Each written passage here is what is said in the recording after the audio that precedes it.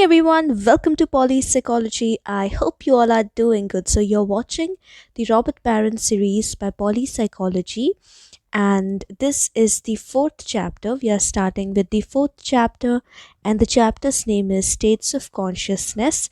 So, we will be studying this chapter part wise, and this video is the first part.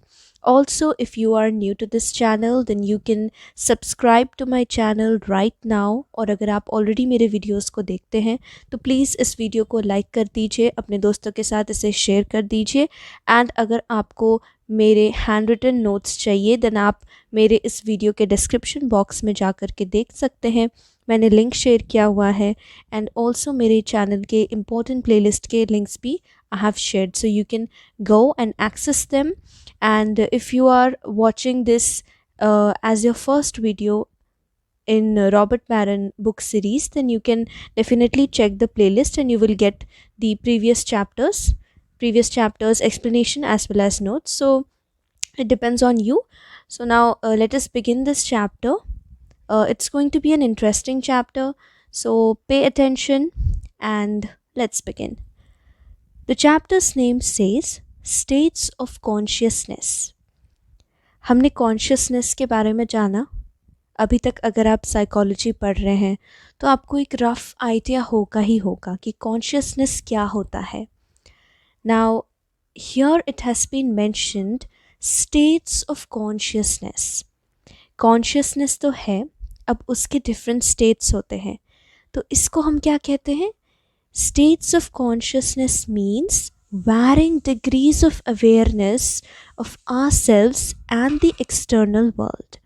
The states of consciousness में you are experiencing varying degrees of your awareness. Consciousness means awareness. You are consciously aware that you are now sitting and watching and learning through my video.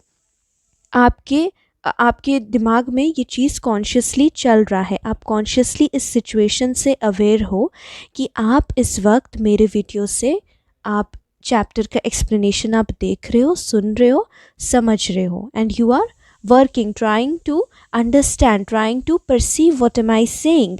So that is fully aware state, that is consciously aware state. So states of consciousness means varying degrees of awareness of ourselves and the external world. तो इसका मतलब हो गया है, ये हमें clearly समझा देता है कि ऐसा नहीं होता कि हमेशा से हम कॉन्शियसली अवेयर होते हैं about ourselves, about the external world. This is not necessary that you are all the time you're consciously aware of what is happening around you, what is happening within you. So that's why यहाँ पर varying degrees बोला गया है. So ये state करता है कि हमारी जो consciousness होती है, state of awareness होता है, ये varying degrees में present होता है. So what we do is that we shift from operating on automatic to tasks done with our full attention and concentration.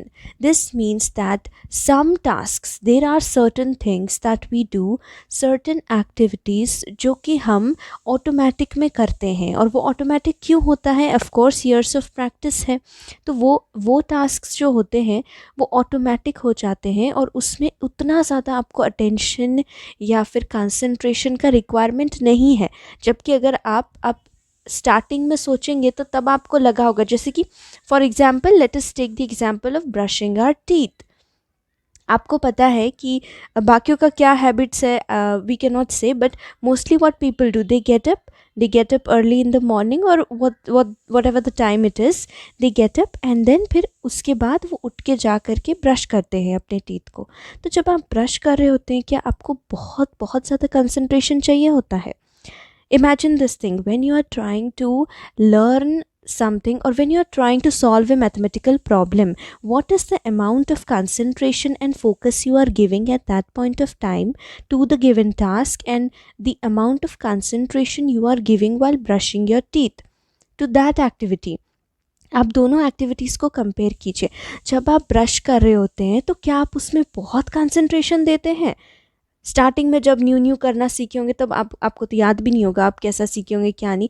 तो अभी आप याद करके बोलिए, जब आप जाते हैं ऐसे सिंपल एक्टिविटीज़ जब आप करते हैं जो हम हर दिन करते हैं, हम उस चीज़ को बहुत ज़्यादा फोकस या अटेंशन नहीं देते हैं और ये ऑटोमेटिक में हो जाता है because we are experienced, we have been doing this from a very long period of time. But there are certain tasks that require our full attention and concentration. Supposing you are painting something, so you are giving your full attention and concentration to the paint brush, to the colors you are using, और आप कैसे आप paint कर रहे हो उस चीज़ को, कैसे कलर्स मिक्स कर रहे हो, आप उसमें पूरा अटेंशन देते हो कि कैसे वो एक खूबसूरत सा पिक्चर बन करके उसका एंड प्रोडक्ट हो। तो इसमें हमारा अटेंशन और कंसंट्रेशन का लेवल जो होता है वो डिफरेंट होता है। तो यही स्टेट्स ऑफ कॉन्शियसनेस बताता है कि एक इंडिविजुअल के अंदर में पूरे दिन भर का, पूरे एंटायर डे में, या यूजुअली आप देखेंगे तो वैरिंग डिग्रीज ऑफ अवेयरनेस होता है of ourselves and the external world. Ourselves मतलब हम कितना अपने बारे में सोच रहे हैं, अपने बारे में हम जो कर रहे हैं हमें वो उसका अवेयरनेस हो रहा है। एंड एक्सटर्नल वर्ल्ड जैसे कि मैंने बताया different kind of tasks you engage in. So next is biological rhythms, the tides of life and conscious experience. ये बायोलॉजिकल रिदम्स क्या होता है? It is the cyclic changes in bodily processes. Biological rhythm, ये rhythm की तरह remember cyclic changes है, एक cycle की तरह ये रेकर होता है। Once it occurs, it happens, it ends, and then after a period of time again it will happen. So that's why there is a cycle of changes in bodily processes which can be said as regular fluctuations in our bodily processes and in consciousness over time. So इसी के लिए ये related है हमारे varying degrees of consciousness को explain करने के लिए.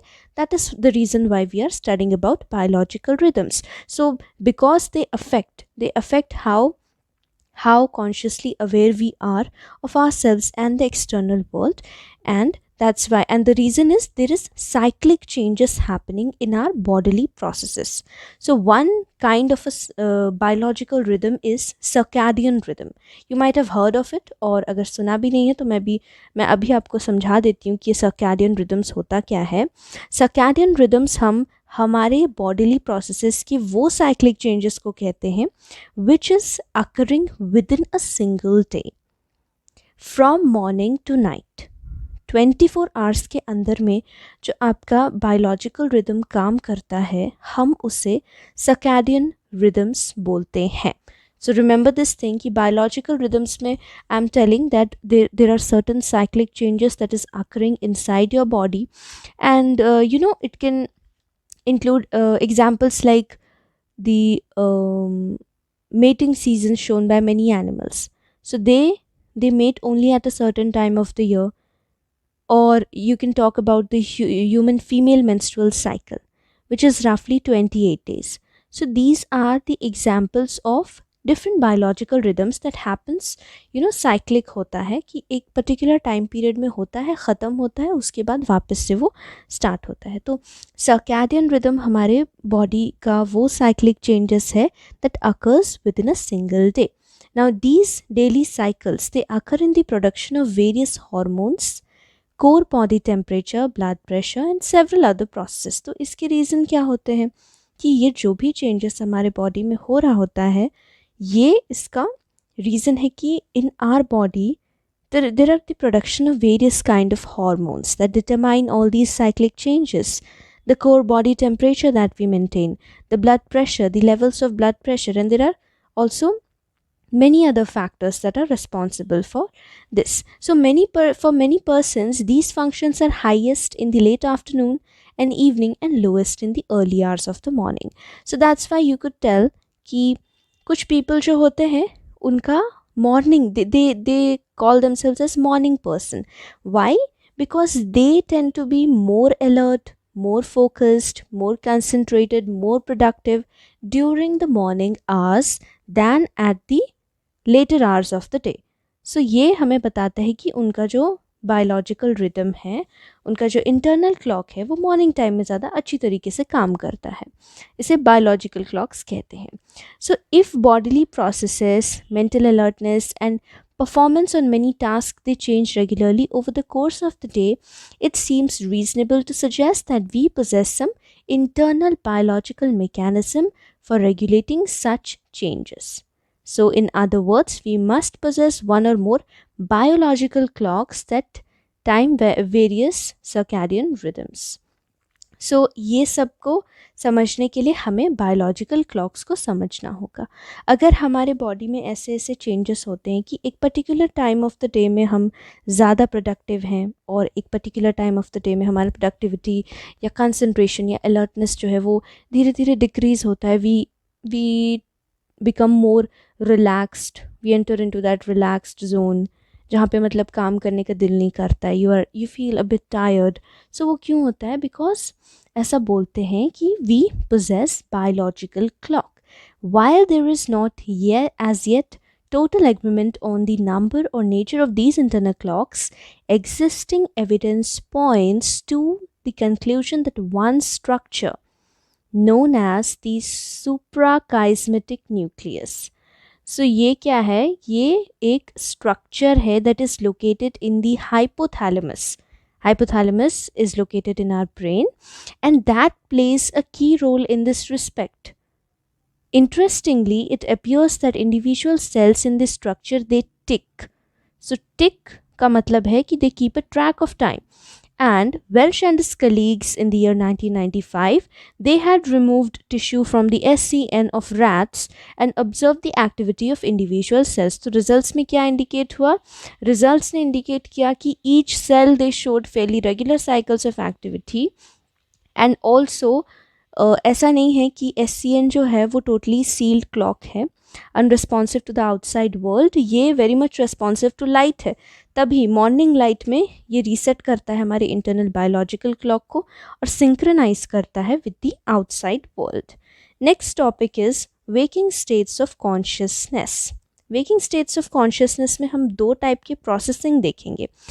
ये जो भी मैंने आपको बताया स्टार्टिंग, ये बायोलॉजिकल और सर्कैडियन रिदम्स के बारे में, ये हमारे अंदर में होता है and we are like not very much aware of it. जैसे मैंने आपको बताया होगा, हर किसी को almost mostly people they know that at this particular hour of the day they are more productive और they are more concentrated and they can do tasks better than at any other hour of the day. तो ये बताता है कि हमारे अंदर में एक काइंड ऑफ बायोलॉजिकल क्लॉक होता है जो कि ज़्यादा एक्टिव रहता है और उसी के चलते हमारा जो एक्टिविटीज़ में और परफॉर्मेंस में चेंजेस देखने को मिलता है. लेकिन इसके रीजंस भी हो सकते हैं. कभी कभार टास्क्स का नेचर क्या होता है, हमारा सब्जेक्टिव होता है, वो काफ़ी individual differences we see. Now waking states of consciousness means you are aware, you are not in any other state. आप वेरी मच प्रेजेंट की बात कर रहे हो वेकिंग स्टेट्स ऑफ कॉन्शियसनेस में. So in this waking states of consciousness, it involves two kinds of processing. One is automatic processing and the second is controlled processing. Now why did I talk about this automatic and controlled processing? Because let us take an example. Supposing आप कोई dish cook कर रहे हो and then you are talking to someone. So here clearly you are multitasking. While cooking you are talking to someone. Or while brushing your teeth you are trying to think about something else, like you are not only thinking and concentrating on brushing your teeth, but while brushing you are constantly pondering over some thought which is coming to your mind. तो ये हम कैसे कर सकते हैं? यहाँ पे हमने क्या किया, हम दो तरीके की चीज़ें जिसमें कि ब्रशिंग में भी हमें हमारा बिहेवियर कंट्रोल करना होता है और हमारा कंसंट्रेशन डाल के हम ब्रशिंग कर रहे हैं लेकिन हम सोच भी रहे हैं. तो इसे एक्सप्लेन करने के लिए हम दो तरीके के प्रोसेसिंग के बारे में जानेंगे.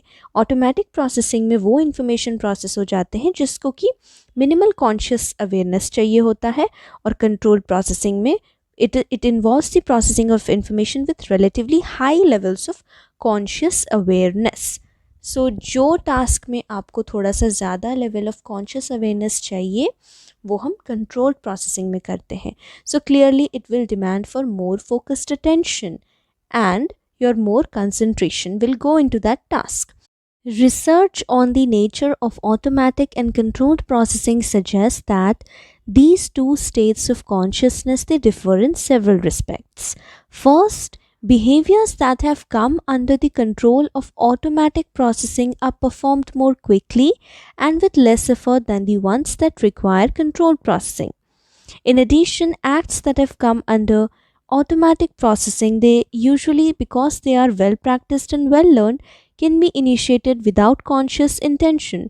जैसा कि the example of brushing your teeth. So, they are triggered in a seemingly automatic manner by specific stimuli or events. Because the tasks that include automatic processing they require less effort, it is very common in our everyday activities, and indeed recent evidence suggests that it occurs with respect to several aspects of perception and how we perceive the world around us. तो perception हमारा खुद का ये बहुत depend करता है हमारे automatic processing में. Perhaps the most fascinating research on automatic processing, however, concerns our efforts to control our own mental processes and our own physical actions. Automatic processing के अंदर में मोस्ट फैसिनेटिंग रिसर्च किस चीज़ पे किया गया कि कैसे हम खुद का अपना मेंटल प्रोसेस को कंट्रोल करते हैं और उसी के चलते कैसे हमारा फिजिकल एक्शंस में हमारा कंट्रोल आता है. Often these efforts seem to backfire and produce precisely the thoughts, feelings or actions we don't want. Okay, so for instance ऐसा होता है, ऐसा कभी ना कभी तो लोगों के साथ होता है कि if you are on a diet and tell yourself don't think about good food and how delicious a dessert would taste, you may find yourself thinking precisely these thoughts. Similarly, आप खुद को बोले कि सपोजिंग आप diet में हो और आप खुद को बोले कि एकदम छोले भटूरे के बारे में मत सोचना, लेकिन आप देखोगे कि आप उसी के ही बारे में सोच रहे हो. आपने खुद को मना किया कि मत सोचना, लेकिन you and up thinking about that.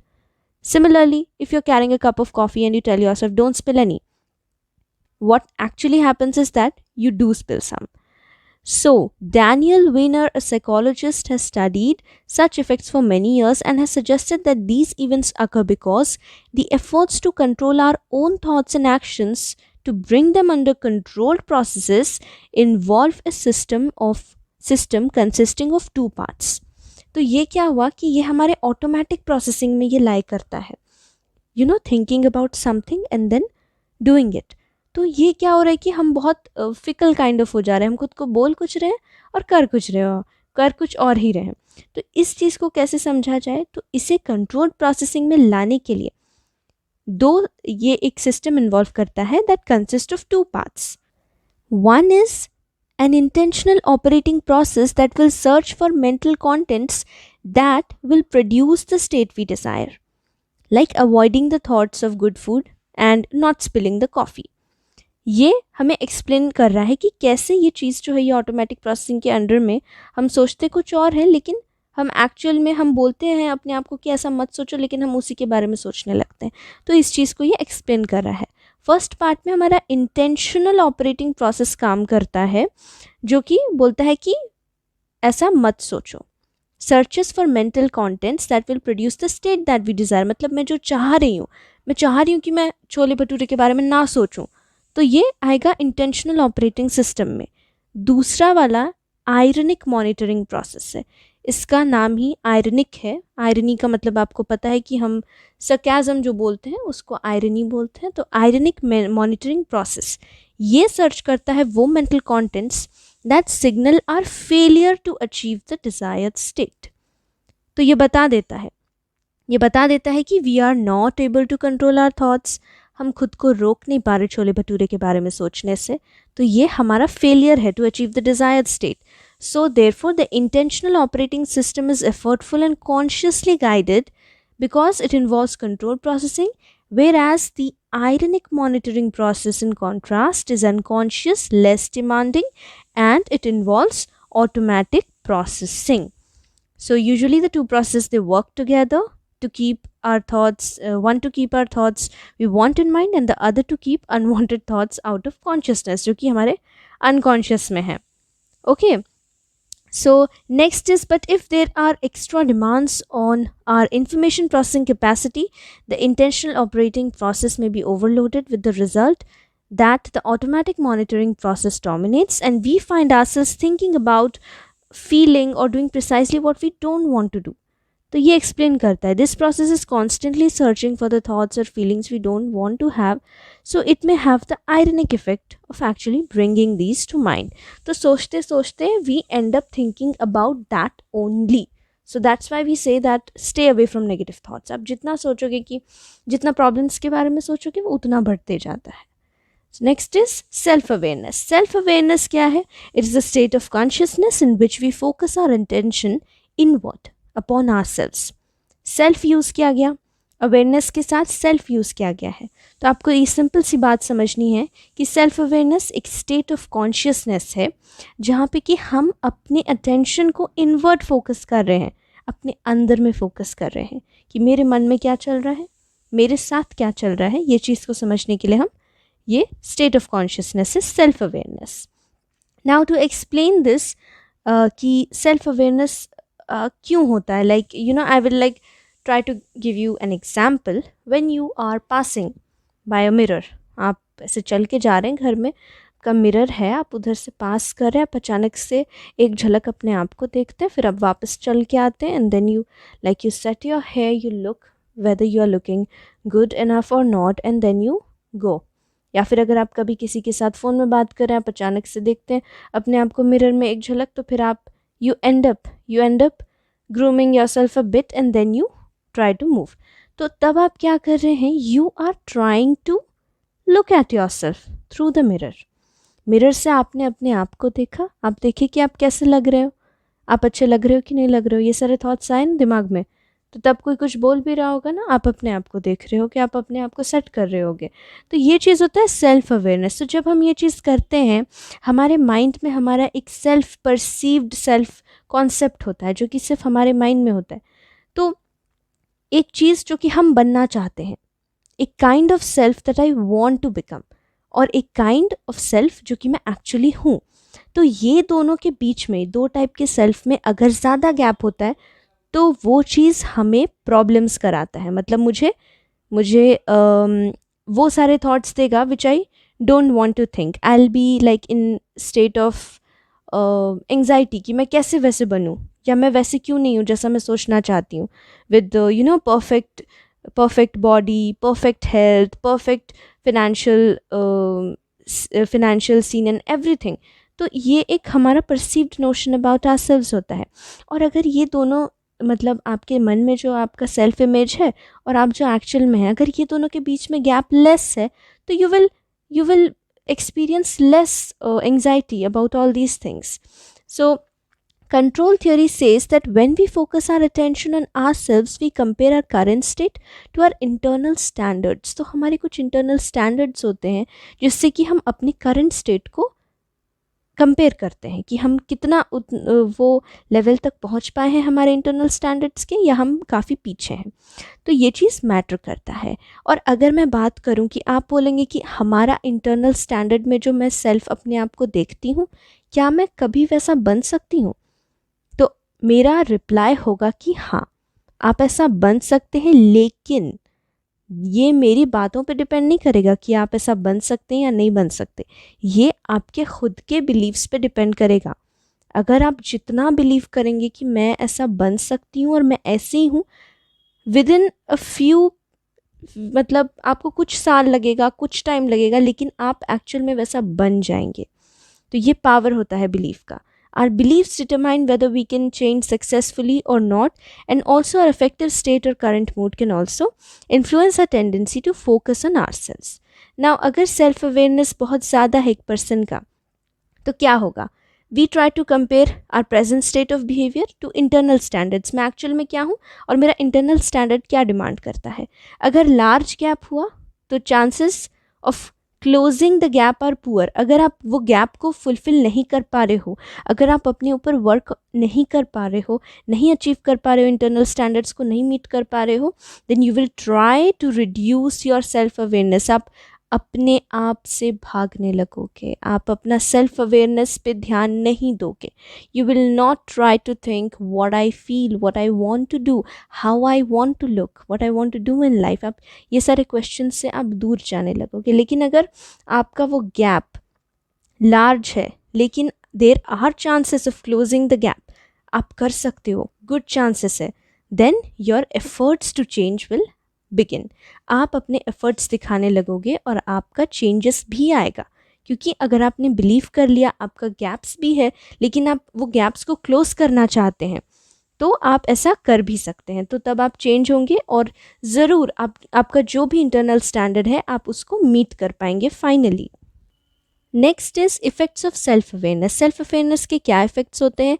एक होता है रिफ्लेक्शन होता है और दूसरा है रूमिनेशन. रिफ्लेक्शन में self awareness can be motivated by curiosity, the desire to know oneself better. आपको अपने बारे में जानने की ज़्यादा चाहत है, आप अपने बारे में जानना चाहते हैं, मुझे क्या पसंद है, मुझे मुझे क्या करना है लाइफ में, मुझे कौन सी चीज़ें मेरे लिए इम्पॉर्टेंट है. अगर आप ये सब का नोट करना चाहते हैं, ये सारी चीज़ों का, तो आपका जो सेल्फ अवेयरनेस का इफ़ेक्ट होगा वो होगा रिफ्लेक्शन. आप अपने रिफ्लेक्शन को समझने की कोशिश करेंगे, इस सेंस में इसे समझिए.